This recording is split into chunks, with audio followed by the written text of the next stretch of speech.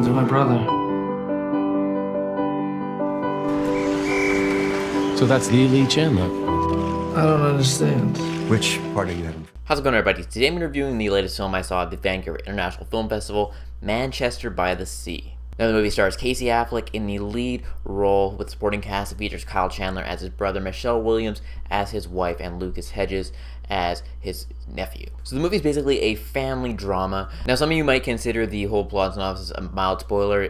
I don't really consider it one because in the first 10 minutes of the film, you're introduced to what's happened.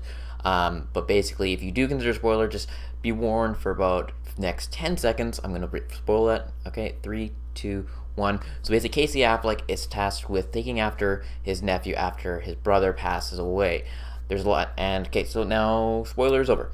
But basically, the movie takes place, it's non-linear, so there's some stuff happening in the present day, cuts back to flashbacks, and it interviews that without making a distinct look of a flashback, but you kind of just figure it out on your own, and you kind of get used to that whole style, which I really enjoyed. Now, this is the best performance I've ever seen Casey Affleck give. He's been great in a lot of movies, but this one, he shines, and right now, he's my front runner for Best Actor. He is fantastic in this movie. The one I'm concerned with potentially beating, I'm not concerned with because I'm excited to watch it, is Fences with Denzel Washington because he gives a killer performance just in that trailer. But man, Casey Affleck crushes in the role. Kyle Chandler's great in supporting role. He's got a shot at that supporting actor nomination, and same with Michelle Williams in supporting actress. The acting performances are great, and topped off by Lucas Hedges as a nephew. I feel like I've seen him in something. I can't quite pinpoint where I've seen him or heard his name before, but he is awesome in this movie as well. The dynamic between him and Casey Affleck is great. And the main thing that really surprised me, though, and again, with the plot synopsis, if you heard what I said about it, the plot synopsis gives a kind of a not the most fun type of movie, and this movie surprised me with the humor right off the bat. You're locked in because of the humor that goes on as Casey Affleck's working as such a repairman, and you get to see this really funny movie. It's almost like a comedy. There's so much humor throughout it, and it's so realistic. The humor is realistic. When there's a sad scene, sometimes your natural reaction is to make fun of it or laugh at it.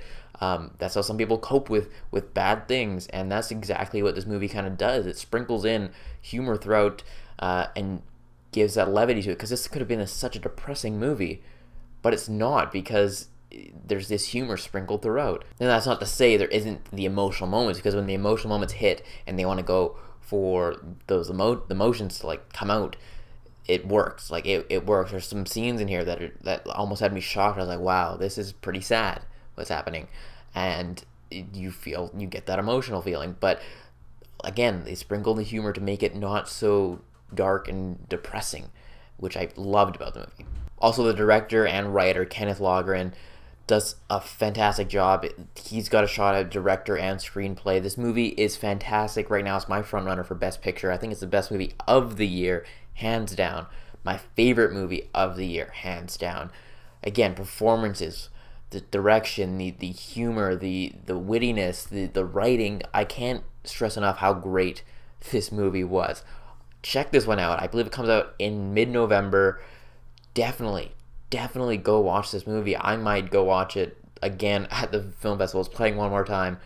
Who knows, if I have time, I might check it out for a second time then. So with all that said, I give Manchester by the Sea my first ever rating, I believe, of this year, a movie rating of a 10 out of 10. It is fantastic.